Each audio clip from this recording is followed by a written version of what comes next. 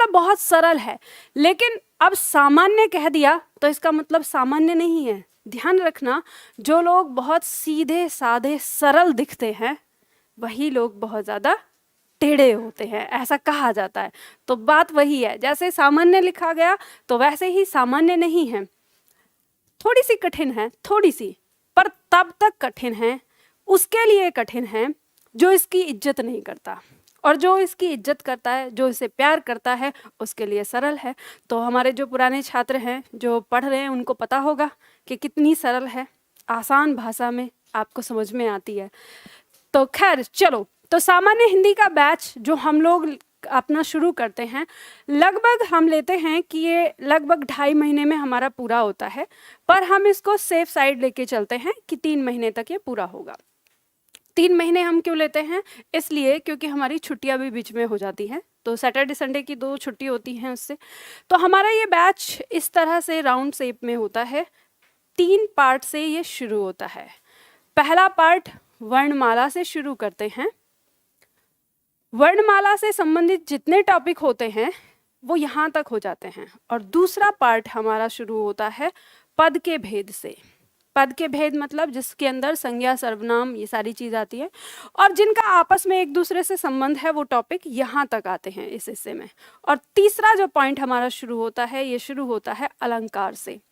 और इस तीसरे पॉइंट में जो हमारी 15-20 दिन की क्लास यहाँ तक होंगी, यानी वर्णमाला तक पहुँचने से यहाँ पर हमारे पास जितने भी टॉपिक होते हैं वो सारे टॉपिक ऐसे होते हैं, उनका बेसिक उसी में होता है, उनका लेना देना किसी से कुछ नहीं होता। जैसे हम अलंकार की बात करें तो अलंकार क्या होता है, कैसे समझना है, एक तरह से आप इसको हिंदी साहित्य का हिस्सा समझिए। हिंदी साहित्य का वो हिस्सा जो आपके वनडे एग्जाम में पूछा जाता है, ठीक है। तो इसमें हम रस, छंद, अलंकार और गद्यांश, इसके अंदर हम जैसे पद्यांश पूछा जाए या संक्षेपण आता है आपकी परीक्षा में, रिक्त स्थान आते हैं आपकी परीक्षा में, और जैसे अगर हम MPSI की बात करें तो वहाँ पहेलियाँ पूछी जाती हैं, पत्र लेखन आता है, जैसे वीडियो के एग्ज़ाम की बात करें वहाँ पत्र लेखन आता है वनडे एग्ज़ाम में। तो वो सारे टॉपिक हम यहाँ पे कवर करते हैं, ठीक है। तो यहाँ से हमारा बैच शुरू होता है। तो इस तरह से अब ध्यान रखिएगा, जो छात्र, वैसे मेरी क्लास में आपके पास छूट होती है कि आप किसी भी टॉपिक से एंट्री कर सकते हैं, बस ये है, शर्त ये है कि आप उस टॉपिक का पहला दिन ज्वाइन करें। अगर पहला दिन ज्वाइन नहीं करेंगे तो वो टॉपिक फिर ख़त्म हो जाता है, फिर अगले टॉपिक से समझ में आएगा। तो आप इस चक्र से किसी भी पॉइंट से शुरू कर सकते हैं। जो आपने पढ़ना शुरू किया था, जिस दिन पलटकर वो टॉपिक आ जाता है वहाँ आपका बैच समाप्त हो जाता है, ठीक है। तो ये इसलिए दिया है क्योंकि मेरे बैच बहुत ज़्यादा अलग अलग टाइम में नहीं है, 2 ही टाइमिंग है, एक सुबह में 11:30 बजे और एक शाम में 5 बजे। तो ज़्यादा अगर मैं अलग अलग हर टाइम पे लूँ तो फिर भी हम वर्णमाला से हर टॉपिक को शुरू कर सकते हैं, लेकिन इस वजह से आप लोगों के लिए सहूलियत दी है कि 3 महीने से पहले अगर किसी को एडमिशन लेना हो तो वो किस तरह से ले सकता है। अब बात करते हैं, दूसरा सवाल छात्रों का रहता है कि मैम हमने तो सोचा था कि वर्णमाला से शुरू होगी, तो क्या वर्णमाला से, यहाँ वर्णमाला नहीं है तो मेरा बैच तो स्टार्टिंग से शुरू नहीं हो रहा। तो ऐसा अगर किसी के दिमाग में हो तो वो अपने दिमाग से इस चीज़ को निकाल दे।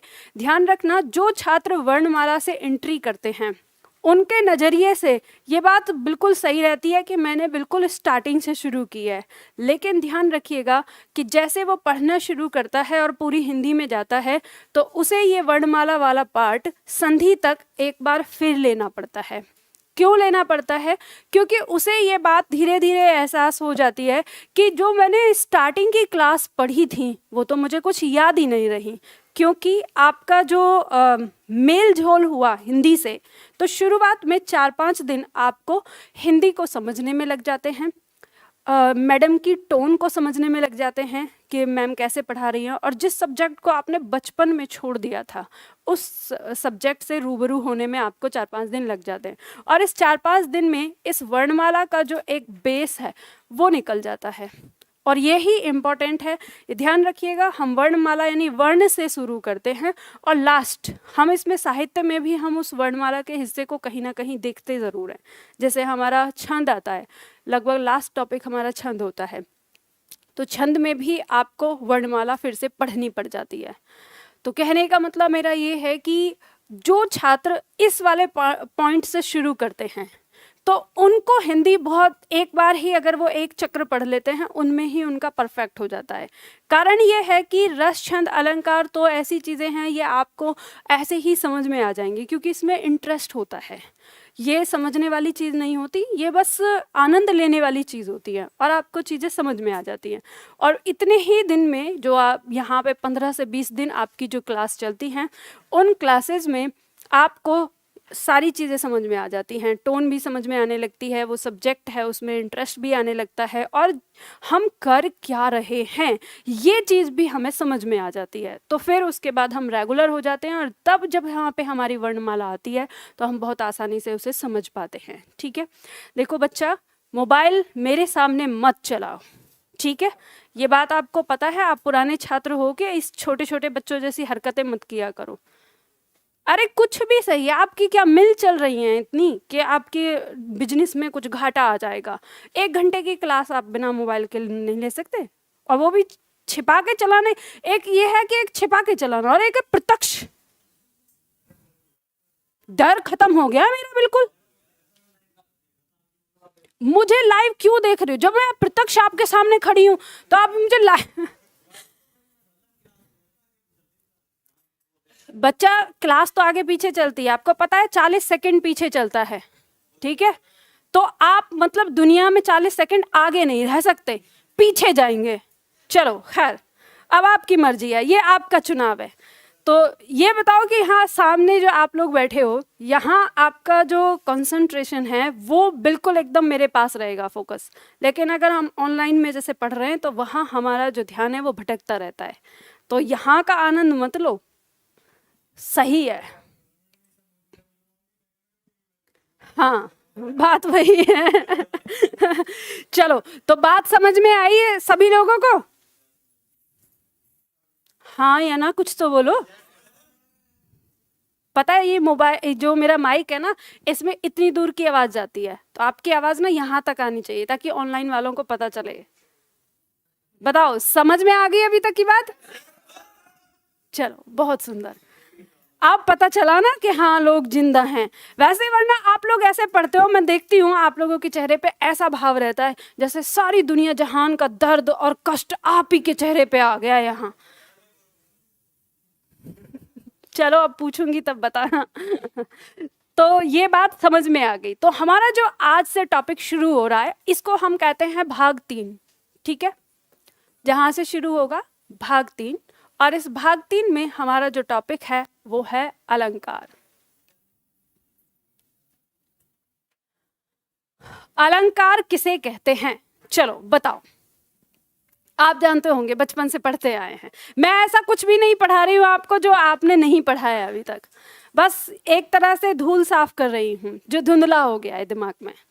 क्या कहते, किसे कहते हैं अलंकार? कोई बताएगा?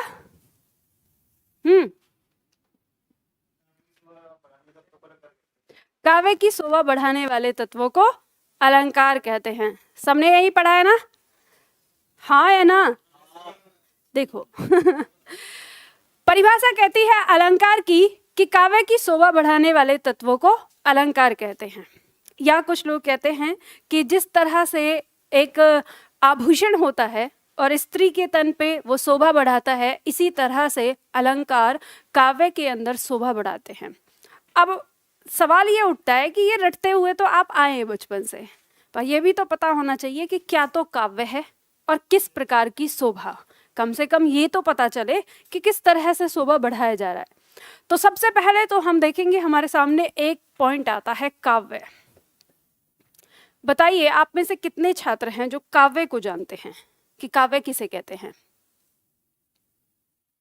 बताइए, पता है? कितने छात्र हैं जिनको नहीं पता?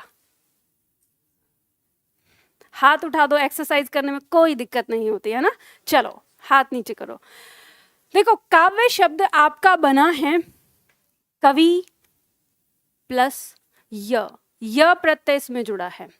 य प्रत्यय में मतलब य प्रत्यय कवि शब्द में लगता है तो शब्द बनता है काव्य। ये कवि क्या होता है? कितने छात्र हैं आप में से जो जानते हैं कि कवि क्या है? कहानी कहने वाला, कविता कहने वाला, ठीक है, कविता कहने वाला कवि कहलाता है और कहानी लिखने वाला लेखक कहलाता है, ठीक है, दोनों में ये अंतर है। तो यानी ये जो कवि है ये क्या लिखता है, कविता लिखता है। कविता मतलब जिसे आप पद कह सकते हैं, ठीक है, पद शब्द आता है, पद आता है कि जो कविता गाई जाती है, ठीक है, जिसे हम गा के सुनाते हैं। किसी ने अपने मन की बात एक ऐसी पंक्ति में पिरोई जिसे हम गा सकते हैं, उसी को हम कविता या पद कहते हैं, ठीक है। तो पद लिखने वाला जो है या पद रचने वाला जो है वो क्या कहलाता है, कवि कहलाता है। और कवि ने जो रचा है वो काव्य कहलाता है। जब कोई अपने मन की बात किसी पंक्ति में, किसी कविता में व्यक्त कर देता है तो वो उसका काव्य कहलाता है। और जब इसी तरह से लोगों की जो बातें हैं यानी जो लोगों का काव्य है वो जब इकट्ठा हो जाता है तो वो साहित्य कहलाता है। क्या कहलाता है, साहित्य। और वो जिस भाषा का है वो उस भाषा का साहित्य कहलाता है। जैसे अगर हिंदी में लिखा गया है खड़ी बोली में तो हिंदी भाषा का साहित्य कहलाता है, अगर उर्दू में लिखा गया है तो उर्दू भाषा का साहित्य कहलाता है, अगर अंग्रेजी में लिखा गया है तो अंग्रेजी भाषा का साहित्य कहलाता है। तो इस तरह से ये आता है। तो हमें बात समझ में आई, काव्य का मतलब क्या होगा, कविता या पद्यांश, ठीक है। तो किसी कविता या पद्यांश में अलंकार क्या होता है इसे समझना है। जैसे मान लो मैं आपको गद्य में समझाती हूँ। गद्य का मतलब समझते हैं, गद्य क्या होता है, गद्य गद्यांश गद्यांश कहते हैं गद्य का अंश, ठीक है। तो गद्य का मतलब होता है जैसे आप कहानी पढ़ते हैं, जो कहानी लिखी होती है, जैसे निबंध है, जैसे उपन्यास है, जैसे कहानी है, नाटक है, ये सब क्या कहलाता है, ये गद्य कहलाता है। तो गद्य और पद दोनों में क्या अंतर होता है समझ में आ गया। पद होता है गाया जाने वाला, जिसे हम गीत के रूप में गा सकते हैं। अब इसमें आपके गीत आ जाएंगे, आपके छंद आ जाएंगे सारे। छंद क्या होते हैं, छंद जैसे दोहा है, सोरठा है, चौपाई है, ये सारी चीज हमारी छंद कहलाती है। और छंद हमारा कौन सा काव्य है, पद काव्य है, ठीक है, जैसे कविताएं और हो जाएंगी। तो ये बात आपको समझ में आ गई। तो मैं आपको गद्य में ही समझाती हूँ इस चीज को कि अलंकार क्या होता है और कैसे इसको प्रयोग किया जाता है। जैसे मान लो कि हमने एक पंक्ति कही कि जैसे ही उसने सुना कि उसके पति की मृत्यु हो गई तो वह जोर जोर से रोने लगी। तो ये हमने बात कही, ये बहुत सामान्य सी बात हो गई, ठीक है। अब अगर हम इसमें अलंकार डाल दें तो हम ये कहते हैं कि जैसे ही उसने सुना कि उसके पति की मृत्यु हो गई, उसकी आंखें मेघों की तरह बरसने लगी। अब जो आपने ये बात बोली है कि उसकी आंखें मेघों की तरह बरसने लगी, इससे आपको क्या पता चलता है कि वो विलाप करने लगी है, यानी रोने लगी है, बहुत दुख के साथ वो रो रही है। तो हमने इस पंक्ति में कहीं तो ये बात नहीं कही कि वो रोने लगी, लेकिन फिर भी हमें भाव समझ में आया और हमें पहली पंक्ति की तुलना में ज़्यादा प्रभावपूर्ण लगा वो, ठीक है, कि अरे मज़ा आ गया, कहते हैं ना सुनने में मज़ा आ गया, क्या बात कही है। तो ये जो हमें आनंद देता है, तो वही हम ये कह सकते हैं कि पहले हमारी एक पंक्ति बिल्कुल साधारण सी थी, फिर उस पंक्ति को दोबारा हमने कुछ ऐसे पॉइंट डाल दिए जिससे उस पंक्ति में क्या आ गई, सुंदरता आ गई।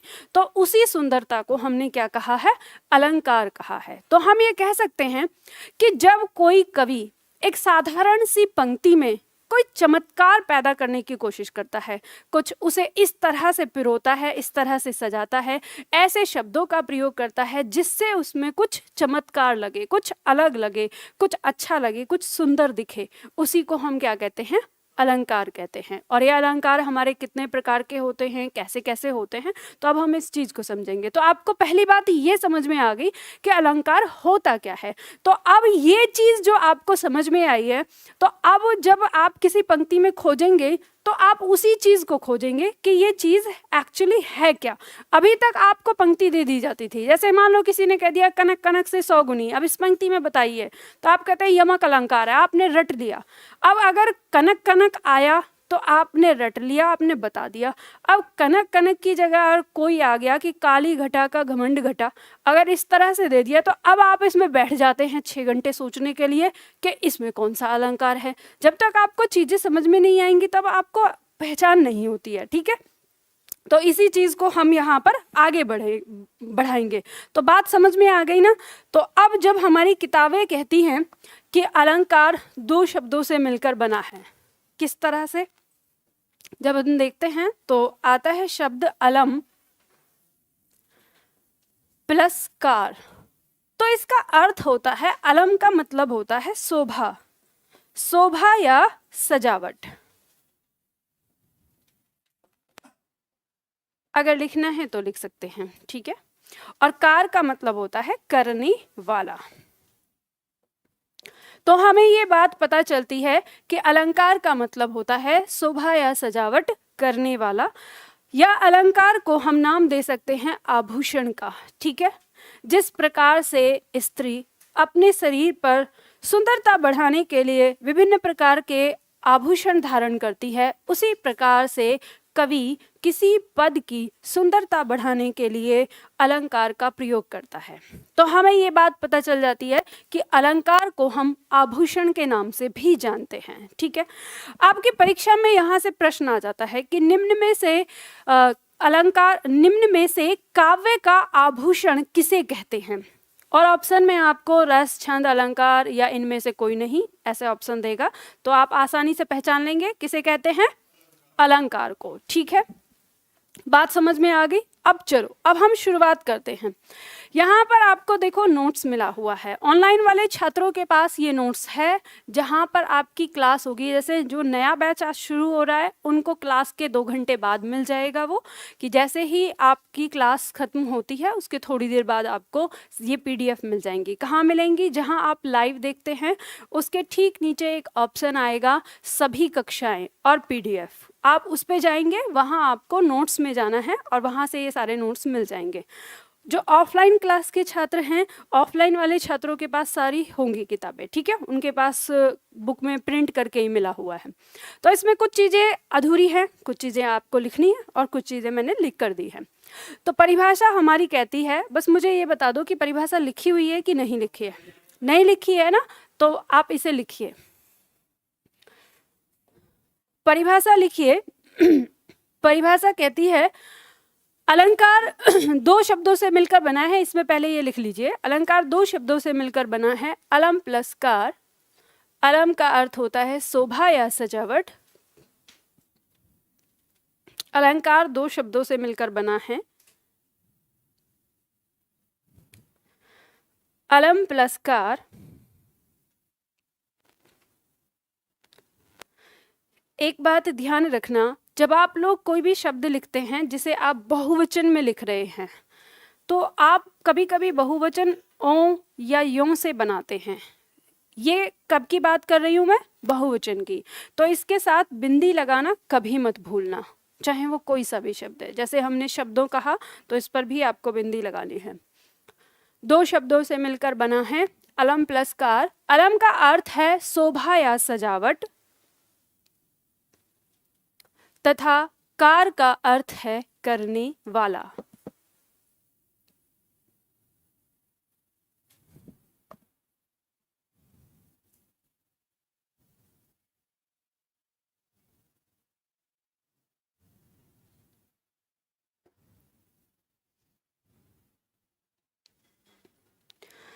ऑनलाइन में YouTube पर छात्र कह रहे हैं कि हमको भी नोट्स चाहिए। देखो YouTube वाले छात्र ध्यान दें, अगर आपको इस तरह के नोट्स चाहिए तो दिए हुए नंबर पर आप बात कर लीजिए। जो नंबर दिया हुआ है वहाँ पर आप जानकारी ले सकते हैं, ठीक है। यहाँ पे अभी मैं पढ़ा रही हूँ तो आपको बहुत ज़्यादा चीज़ें नहीं बता सकती। चलो ओके, तो ये बात समझ में आ गई, लिख लिया आपने, परिभाषा भी लिखी। काव्य की शोभा बढ़ाने वाले तत्वों को अलंकार कहते हैं, ठीक है, पूरी तरह से। अब यहाँ पर हम बात करेंगे अलंकार के बारे में। अलंकार 3 प्रकार के माने जाते हैं। यहाँ पे हम ध्यान देंगे, अलंकार 3 प्रकार के होते हैं। अब 3 प्रकार में कौन कौन से, ये हमें देखना है।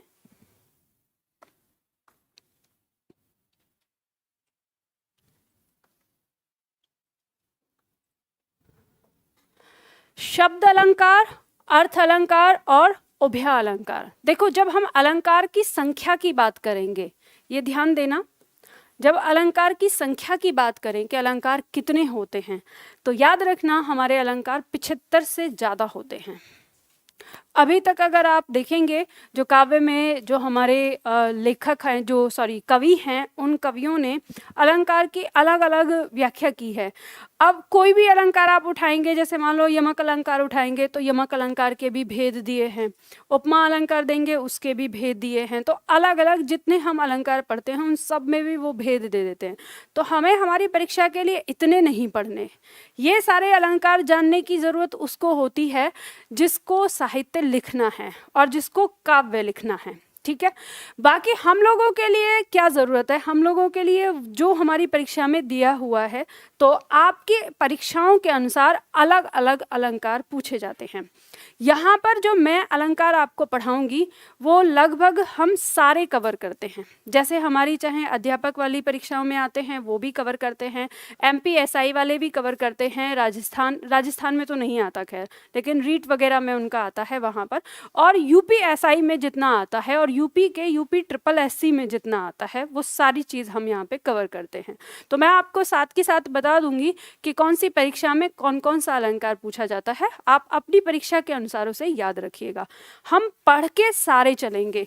पढ़ना सारा हमें क्यों है, क्योंकि कोई भरोसा नहीं है, प्रीवियस क्वेश्चन पेपर पूछे जाते हैं। तो मान लो अगर MPSI की किसी उससे कोई प्रश्न उठा के रख दिया और उसमें वो अलंकार आ गया जो नहीं दिया है, तो इसलिए हमें पता होना चाहिए। ठीक है, तो 3 प्रकार के अलंकार होते हैं। शब्द अलंकार, शब्द अलंकार का मतलब होता है इसमें वे अलंकार आते हैं जिन अलंकारों में शब्दों के माध्यम से चमत्कार होता है या शोभा बढ़ाई जाती है।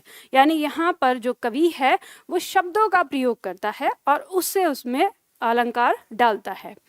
अर्थ अलंकार कहते हैं जिसमें अर्थ के माध्यम से, इसमें क्या होता है, शब्द आपके लिखे होंगे, पंक्ति लिखी रहेगी, जो चमत्कार होगा वो अर्थ में आएगा। ठीक है, तीसरा आता है उभय अलंकार। उभय अलंकार उभय शब्द से बना है, उभय का मतलब होता है दोनों। ये वे अलंकार होते हैं जिनमें शब्द और अर्थ दोनों का सहारा लिया जाता है और तब अलंकार उसमें रखा जाता है। ठीक है, तो सबसे पहले हम पढ़ेंगे शब्द अलंकार। शब्द अलंकार में जो हमें पढ़ना है, अनुप्रास अलंकार, यमक अलंकार, श्लेष अलंकार और वक्रोक्ति। ध्यान रखिएगा, यूपी वाले छात्रों को ध्यान देना है, जो यूपी की परीक्षा में आएगा वो ये 3 आ जाता है, और MP की परीक्षा में फिर ये 4 पढ़ने होते हैं, और अध्यापक वाली परीक्षा में ये 4 पढ़ने होते हैं। ठीक है, तो एक एक करके इनको हम शुरू करते हैं। सबसे पहले आता है हमारा अनुप्रास अलंकार। अनुप्रास अलंकार की परिभाषा आप लोगों को लिखनी है। लिखिए, इसमें एक पंक्ति लिखिए, जहां एक ही वर्ण की आवृत्ति लगातार कई बार होती है।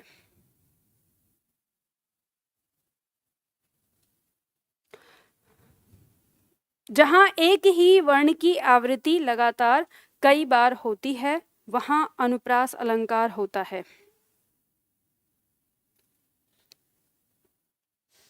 ऑनलाइन में छात्र कह रहे हैं कि मैम राजस्थान में 2nd ग्रेड में टॉपिक है। ठीक है, हाँ, जिसमें भी है वहाँ आप कर सकते हैं।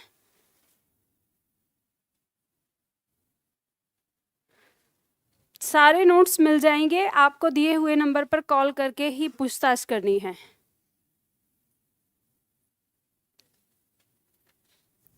क्या लिखा आप लोगों ने, जहां एक ही वर्ण की आवृत्ति लगातार कई बार होती है, कॉमा करके लिखना है, वहां अनुप्रास अलंकार होता है। ठीक है, पूर्ण विराम लगा दीजिए। अब देखिए, एक बात समझ लीजिए, पंक्ति जो हमारी परिभाषाएं आती हैं हमारी किताबों में, वो परिभाषाएं ऐसे होती हैं कि लिख दिया जाता है हमारे जो विद्वान हैं वो समझते हैं कि जैसे मैं विद्वान हूँ वैसे ही पढ़ने वाला भी विद्वान है, और वो समझते हैं, जैसे कभी कभी आपने कुछ लोगों को देखा होगा ना, वो आधी अधूरी बात बोलते हैं और वो सोचते हैं कि बस सामने वाला ना मेरे इशारों से समझ ले सब कुछ।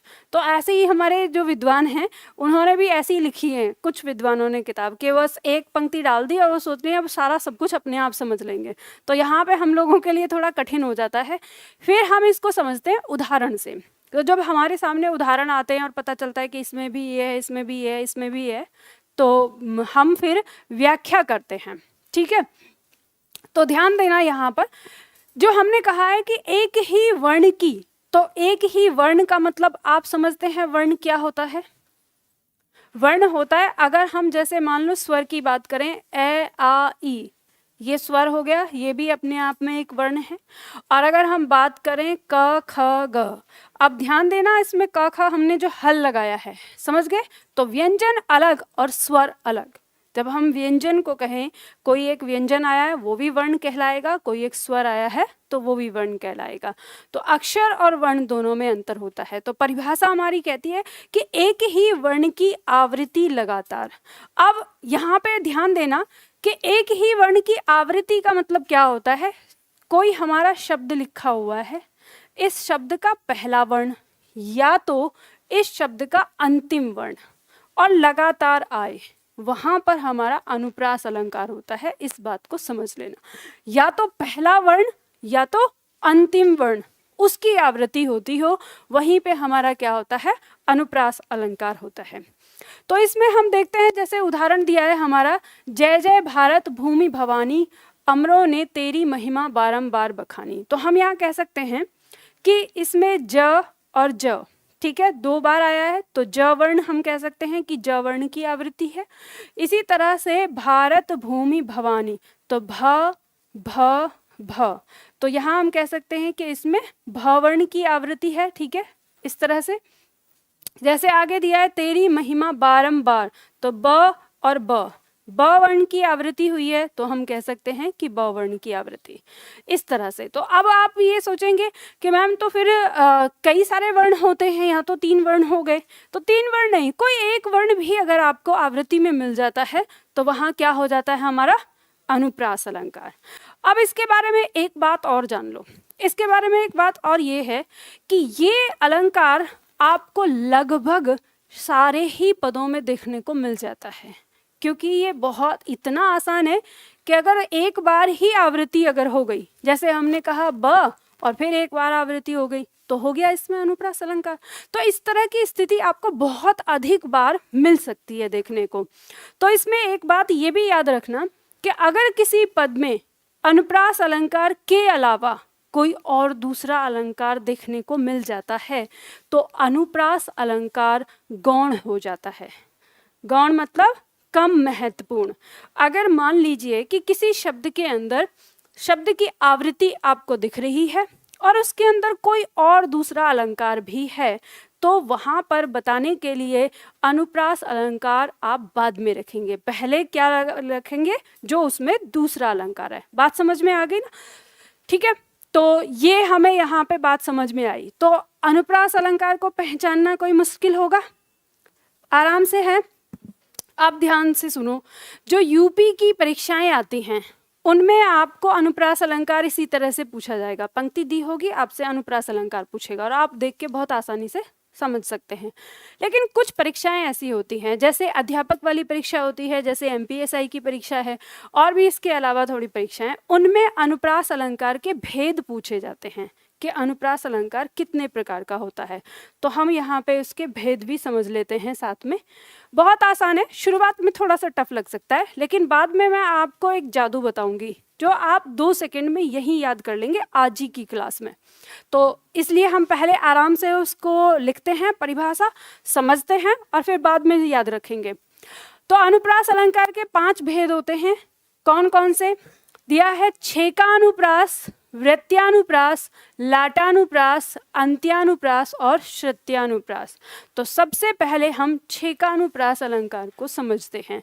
लिखिए इसमें परिभाषा, जहां कोई वर्ण लगातार दो बार प्रयोग में आए।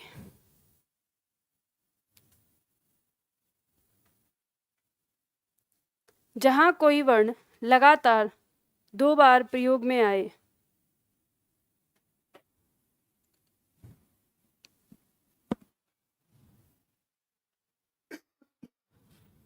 जहां कोई वर्ण लगातार दो बार प्रयोग में आए, कॉमा, वहां छेकानुप्रास अलंकार होता है। वहां छेकानुप्रास अलंकार होता है। ऑनलाइन क्लास जानना चाहते हैं कि मैम यूट्यूब पर आप इसे रोज पढ़ाएंगी क्या? बच्चा, ये आज आपकी डेमो क्लास है, जो नया बैच शुरू हो रहा है सुबह 11:30 बजे, तो वो क्लास है। यूट्यूब पर मैं इस समय पैट की क्लास पढ़ा रही हूँ, तो हमारी जो यूट्यूब पर क्लास है पैट की क्लास ही कंटिन्यू होगी। ये वाला नया बैच है। अगर आप ये करना चाहते हैं तो हमारा एप्लीकेशन निधि एकेडमी डाउनलोड कर लीजिए, वहाँ पे आपकी क्लास होती है, लाइव क्लास होती है। ठीक है, तो आप लोगों ने क्या लिखा छेकानुप्रास अलंकार के लिए कि जहां किसी वर्ण की आवृत्ति दो बार होती है वहां छेकानुप्रास अलंकार होता है। अब इसका उदाहरण देखते हैं। जैसे देखो, इसका उदाहरण दिया है सूर समर करनी करही। तो हम देखेंगे कि इसमें स, तो यहाँ पर स वर्ण की आवृत्ति हो गई, और देखते हैं क और क वर्ण की आवृत्ति हो गई। तो यहाँ पे हमारा क्या होगा? छेकानुप्रास। जैसे दिया है चारू चंद की चंचल किरणें खेल रही हैं जल थल पर। तो यहाँ पे चारू च वर्ण और चंद च वर्ण। अब आप कहेंगे यहाँ पे चंचल भी आया, तो ध्यान रखना बीच में की आ गया है, तो इससे क्या हो गया? अवरोध हो गया। तो अवरोध हो गया तो वहां पे हम कितनी बार ही गिनती करेंगे? दो बार। तो ये हमारा यहाँ पर च वर्ण की आवृत्ति। तो इन दोनों पंक्तियों में हमको दिख रहा है कौन सा अलंकार? छेकानुप्रास। अगर मान लो आपकी परीक्षा में ऐसे आ जाए सूर समर करनी करें, इसमें अलंकार बताना है और ऑप्शन में छेकानुप्रास ना हो, केवल अनुप्रास दिया हो, तो आप इसको अनुप्रास में रख सकते हैं। समझ गए? ठीक है, चलो।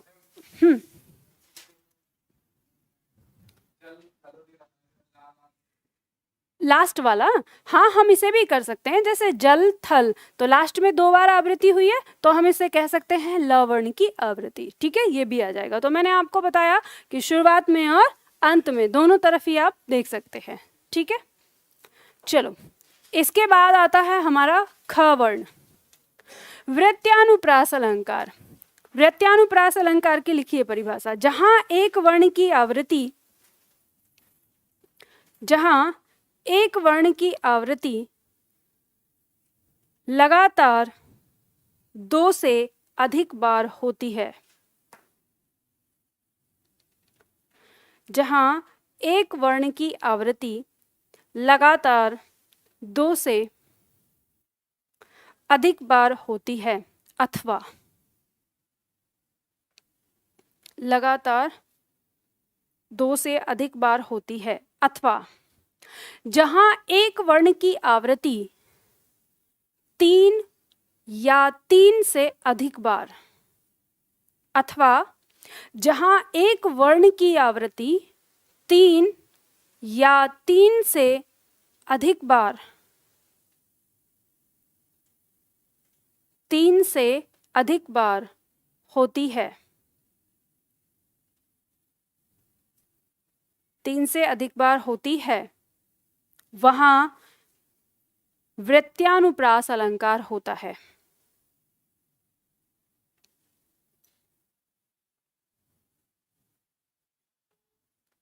वहां वृत्यानुप्रास अलंकार होता है।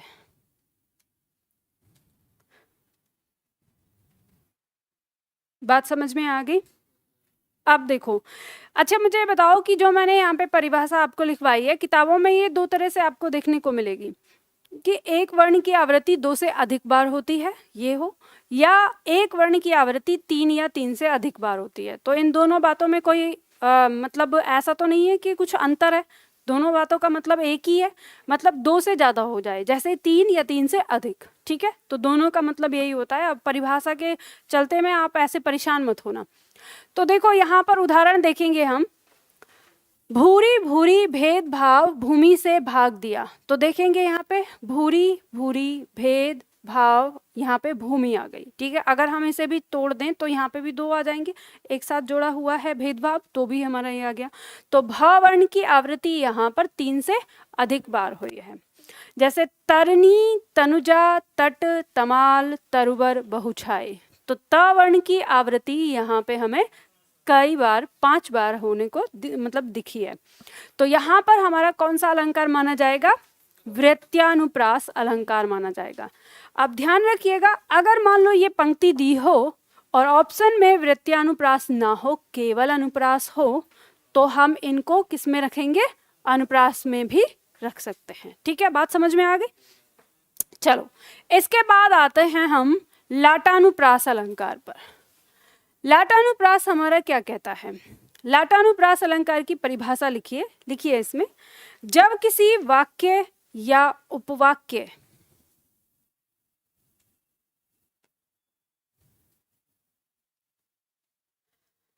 लिखा हुआ नोट्स भी मिल जाएगा बच्चों, दिए हुए नंबर पर आप कॉल कर लीजिए। और एप्लीकेशन में जो छात्र आपस में बात कर रहे हैं वो सावधान, आप पढ़ने आए हैं या बातें बनाने के लिए आए हैं? मतलब मुझे ये बात समझ में नहीं आती कि कैसे पॉसिबल हो सकता है कि आप ऑनलाइन में भी बैठ के बातें बनाना शुरू कर दें। गजब। हाँ, यहाँ तो समझ में आता है कि चलो शक्ल दिख रही है, इंटरेस्ट ले रहे हैं कि ठीक है बातचीत बना रहे हैं, तो और यहाँ पे मतलब एप्लीकेशन में भी चैट बॉक्स अगर दिया हुआ है। याद रखना, निधि मैम थोड़ी सी एंग्री वुमेन है। आप अगर इस तरह से ज़्यादा चैटिंग करेंगे ना तो मैं चैटिंग बॉक्स को बंद करवा दूंगी, फिर आपकी मजबूरी हो जाएगी पढ़ना। तो ये बताइए कि क्या आपके पापा का इतना ज़्यादा पैसा आ रहा है आपके पापा के पास कि आप उनका टाइम वेस्ट कर रहे हैं यहाँ पे पढ़ के, पैसा भी वेस्ट कर रहे हैं, आपने एडमिशन लिया है। और ये उन छात्रों की बात कर रही हूँ मैं जिन्होंने मुझे पैसा दे दिया है।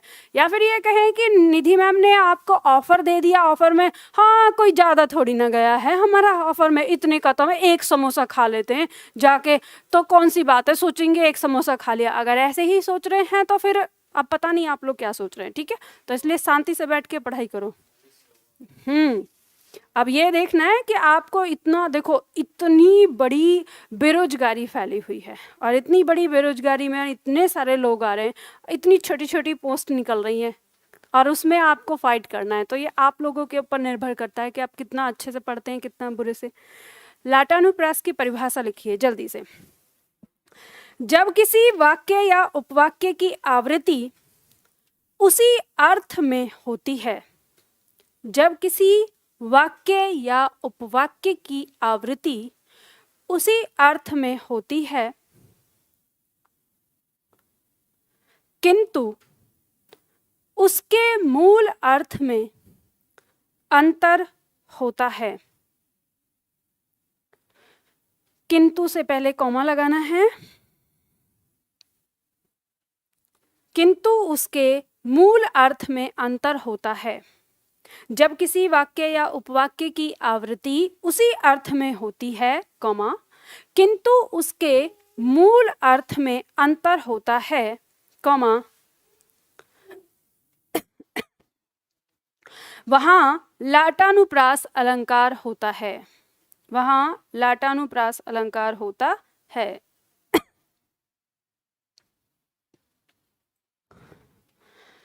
ऑनलाइन में जिन छात्रों को चैटिंग से परेशानी हो रही है वो सभी छात्र अपने मोबाइल को फुल स्क्रीन पे करके देखें, ठीक है।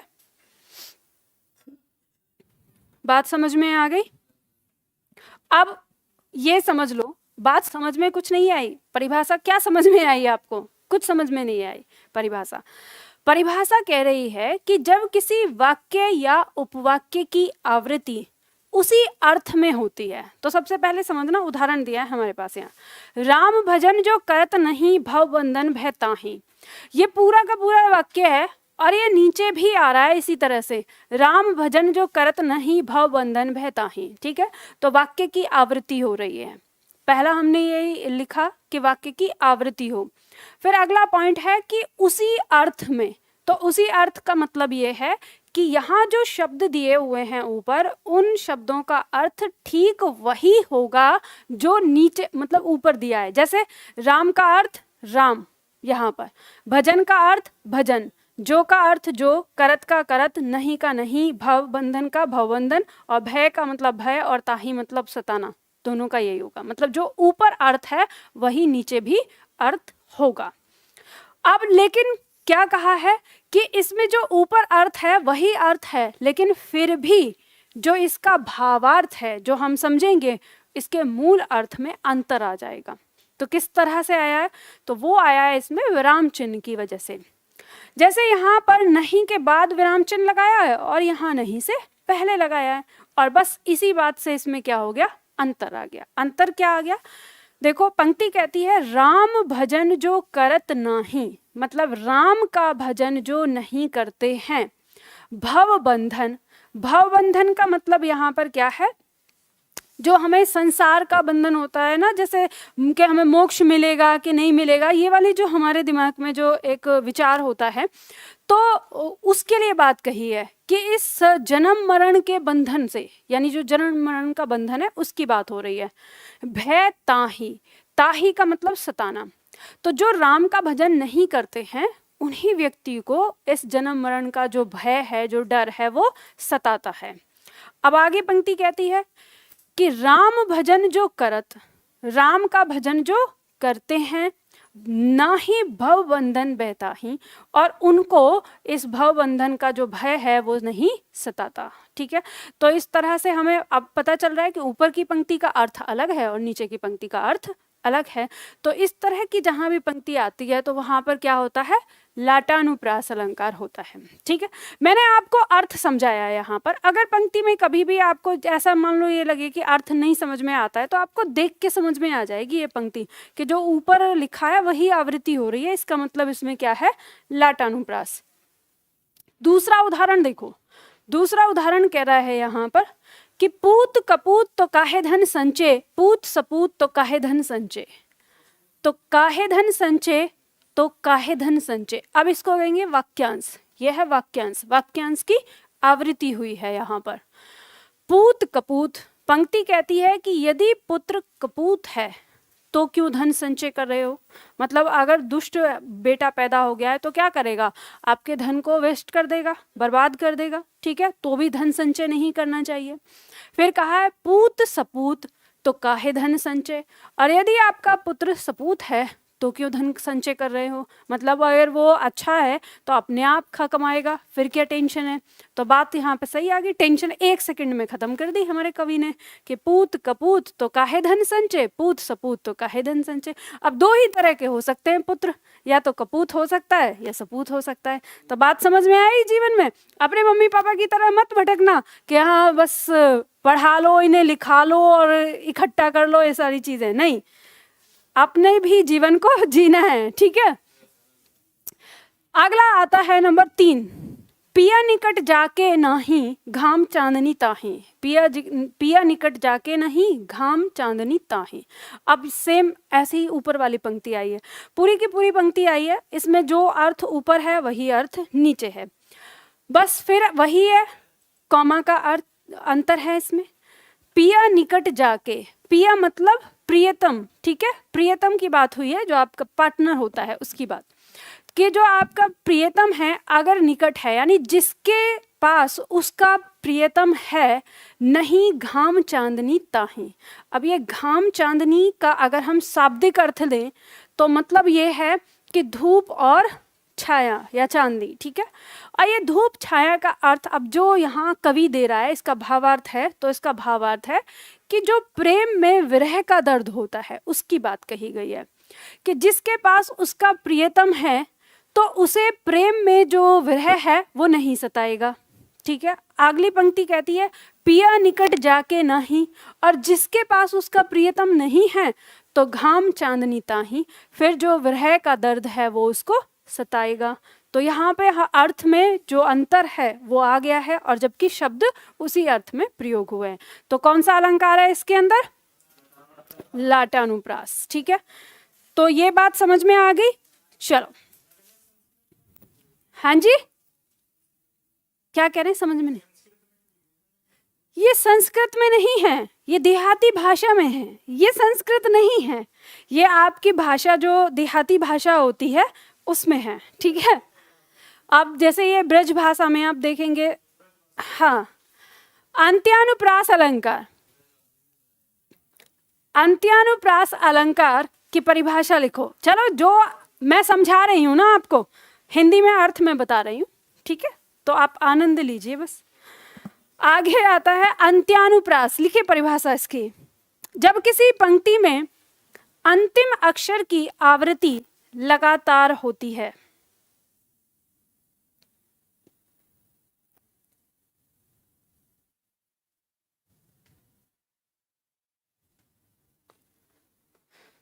ऑनलाइन में एक छात्र पूछ रहे हैं कि मैम पीछे वाला शब्द सेम होता है क्या, इसमें लाटानुप्रास में बताओ। लाटानुप्रास में पीछे वाला शब्द सेम कैसे, मैं समझी नहीं। इसकी बात कर रहे हैं आप लास्ट में ये, या बाकी तो सारे शब्द सेम ही तो हैं इसमें, मतलब सारे शब्द हुए हैं, ठीक है, आवृत्ति हो रही है उसी की।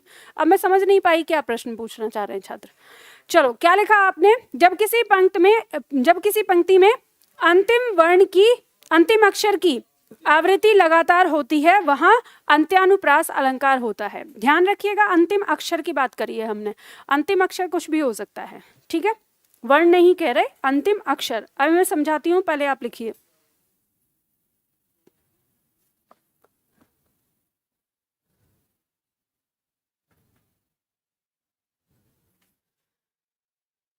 देखो, परिभाषा लिख ली आपने।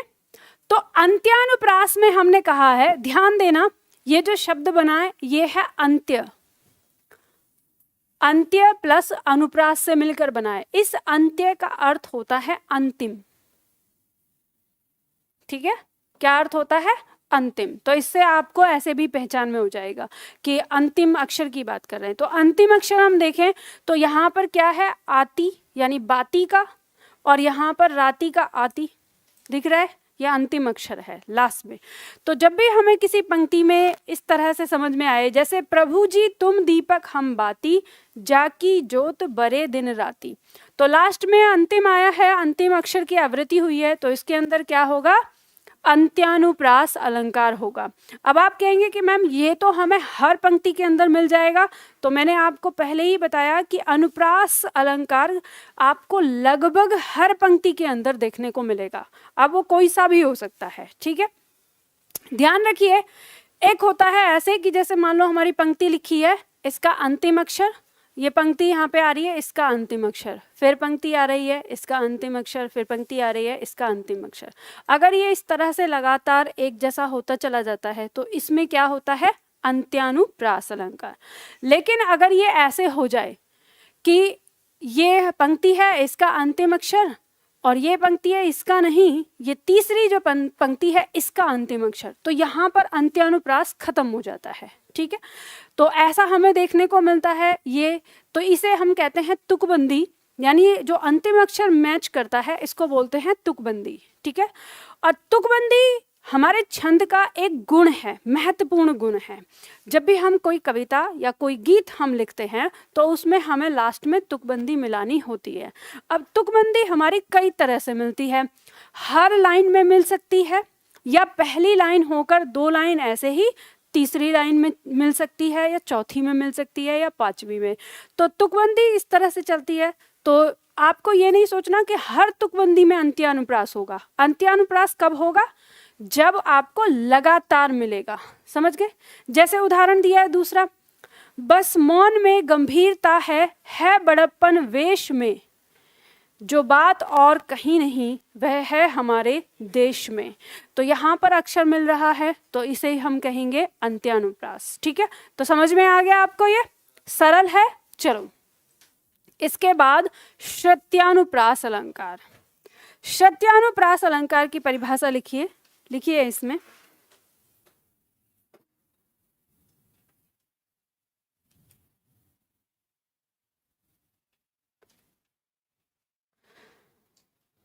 जैसे पहले उदाहरण में संचय सेम, दूसरे में ताही शेम था, इसे बोल रहा हूँ, ये पीछे सेम होता है क्या। देखो, अंत्यानुप्रास मैंने समझा दिया है, और शब्द के बारे में वो तो पूरी पंक्ति सेम होती है। चलो इसमें पंक्ति लिखो, श्रुत्यानुप्रास में लिखना है। लिखिए, जब एक ही वर्ग ब्रैकेट में लिखिए माधुर्य,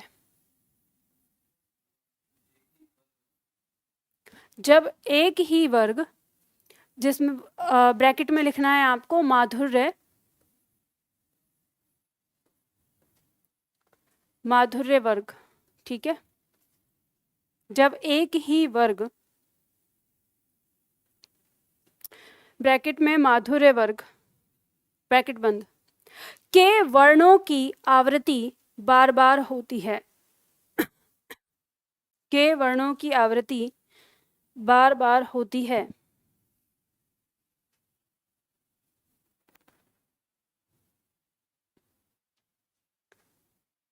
के वर्णों की आवृत्ति बार बार होती है, उसे श्रुत्यानुप्रास अलंकार कहते हैं, उसे श्रुत्यानुप्रास अलंकार कहते हैं, श्रुत्यानुप्रास अलंकार कहते हैं। देखो अब इस परिभाषा को समझ लो, ये क्या कह रहा है। ये कह रहा है कि किसी भी पंक्ति में ना आपको माधुर्य वर्ग के वर्णों की आवृत्ति देखने को मिलेगी। सबसे पहले तो समझो माधुर्य वर्ग क्या है, ये मधुर से बना है। मधुर शब्द मतलब जिन वर्णों का प्रयोग किसी शब्द में होता है वो शब्द बहुत मधुर लगते हैं। आप जब वर्णमाला पढ़ते हैं तो आपको पता होगा क वर्ण, च वर्ण, ट वर्ण, त वर्ण और प वर्ण। याद रखिए जो हमारा ये त वर्ण होता है इसको हम माधुर्य वर्ण कहते हैं, ठीक है, माधुर्य वर्ण कहते हैं इस वर्ग को। तो माधुर्य मतलब मीठा, तो जिन शब्दों के अंदर इस वर्ण के वर्णों की आवृत्ति होती है, मतलब इस वर्ग के वर्णों की आवृत्ति होती है, तो वो शब्द थोड़े मधुर होते हैं, मीठे होते हैं, तो इसलिए हम इसको माधुर्य वर्ण कह देते हैं। तो त वर्ण की आवृत्ति होती है। तो एक बात ये ध्यान रखिएगा कि केवल त वर्ण की आवृत्ति नहीं, कभी कभी आपको प वर्ण की आवृत्ति भी देखने को मिल सकती है कहीं पर। तो आपको ये ध्यान देना है कि एक ही वर्ग के वर्णों की आवृत्ति देखने को मिले। अब किस प्रकार से, उदाहरण में समझाती हूँ। जैसे यहाँ पे पंक्ति दी है हमारी, दिनांत था थे दीनानाथ डूबते, सधैनु आते गृह ग्वाल बाल थे। अब पंक्ति यहाँ पर दी है, तो देखो यहाँ पर दिनांत, इसमें द दिया है, तो ये हमने त वर्ण लिखा हुआ है, त थ द ध, तो द दिया है तो तीसरा वर्ण, फिर न आया है तो पांचवा वर्ण, फिर त आया है तो पहला वर्ण, फिर थ आया है तो दूसरा वर्ण, फिर से थ आया है दूसरा वर्ण, फिर से द आया है तीसरा वर्ण, न आया है पांचवा वर्ण, थ आया है दूसरा वर्ण। तो हम देखेंगे इतने टुकड़े में हमें एक ही वर्ग के वर्णों की आवृत्ति मिल रही है। तो जब इस तरह की स्थिति कहीं पर होती है तो वहां श्रुत्यानुप्रास अलंकार होता है। बात समझ में आई? अब ये आपको थोड़ा टफ लग रहा होगा, आपको लग रहा होगा कि मैम हम अगर परीक्षा में आ गया तो हम कैसे इसको पता करेंगे, ये लग रहा है ना, ये घबराहट हो रही है। तो एक बात ये समझ लो, पहली चीज, आपकी परीक्षा में सब्जेक्टिव आता है कि ऑब्जेक्टिव? ऑब्जेक्टिव। जब ऑब्जेक्टिव आता है तो कितने पॉइंट आते हैं, मतलब कितने आंसर दिए होते हैं? 4 होते हैं, A B C D। याद रखिए जब भी अलंकार हल करेंगे तो पंक्ति को पढ़ने से पहले 4 ऑप्शन को पढ़ लेना। अब 4 ऑप्शन में अगर ऐसे लिखा हो कि अनुप्रास अलंकार, यमक अलंकार, श्लेष अलंकार, उपमा अलंकार, तो आपको टेंशन होगी कि ये खोजना है कि नहीं? नहीं, आपको खोजना है उन 4 में से। तो आपके दिमाग में उन 4 की परिभाषा होनी चाहिए। अगर ऐसे लिखा है कि छेका अनुप्रास, वृत्त्यानुप्रास, लाटानुप्रास और श्रुत्यानुप्रास, तो अब आपके पास ये 4 ऑप्शन है सोचने के लिए। तो आप इन 4 की परिभाषा को सोचेंगे तो आराम से निकाल लेंगे। अब कैसे निकालेंगे वो सीखो। आपने यहाँ पर ये बात अभी समझ में आ गई, जैसे उदाहरण दिया है ता दिन दान दीन धन धरनी। तो इसी तरह से ता द न द यहाँ तक न, यहाँ तक आ गई आवृत्ति लगातार, ठीक है। और फिर एक ह आने के बाद फिर से आपका ध वाली जो है चौथा ये आ जाता है, ठीक है। तो यानी इसमें आवृत्ति हो रही है। अब इनको ऐसे समझ लो जो मैंने आपको कहा, कैसे याद करोगे और कैसे शॉर्ट ट्रिक को समझोगे, यहीं पे लिखना है जहां आपने ये बनाया था। देखो, जब हम बात कर रहे हैं अनुप्रास के भेद की, तो सबसे पहला आ रहा है हमारा 6 का अनुप्रास। तो यहां शॉर्ट ट्रिक में लिखो 2 बार आवृत्ति। 6 का अनुप्रास की हमारी परिभाषा क्या थी? किसी वर्ण की 2 बार आवृत्ति क्या कहलाएगी? 6 का अनुप्रास। और वृत्त्यानुप्रास में 3 और प्लस आवृत्ति। इसमें इतना याद रखो, वृत्त्यानुप्रास क्या होगा? 3 या 3 से अधिक, ठीक है। ये हो गए हमारी वृत्त्यानुप्रास। लाटानुप्रास की हम बात करेंगे तो वाक्य या उपवाक्य, इसकी आवृत्ति। तो यहां क्या लिखेंगे? आपको फोकस क्या करना है? वाक्य या उपवाक्य पर करना है। अंत्यानुप्रास की बात करें तो अंतिम अक्षर, अंतिम अक्षर। और श्रुत्यानुप्रास की बात करें तो त वर्ग।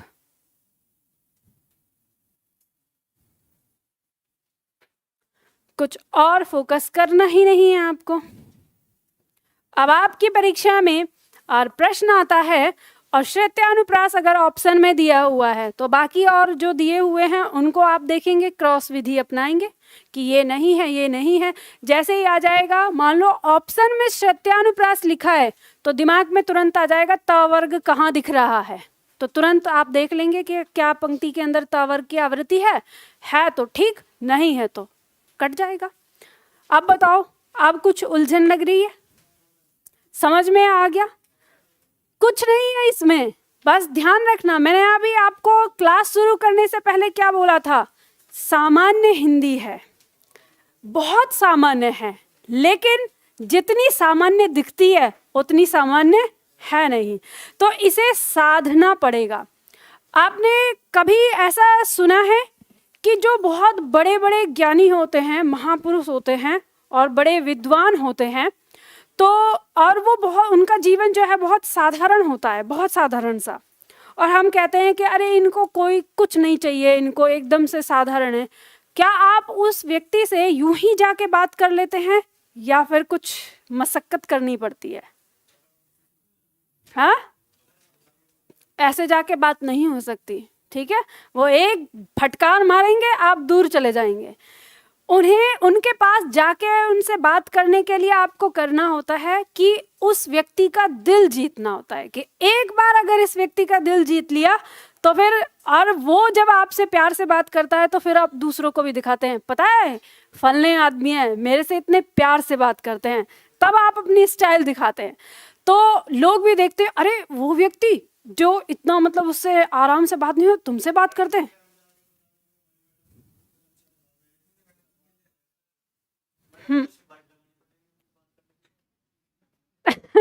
मेरी बात तो सुन लो पहले, जो मैं कह रही हूँ। आप हर बात को मुझसे मत जोड़ा करो, ठीक है।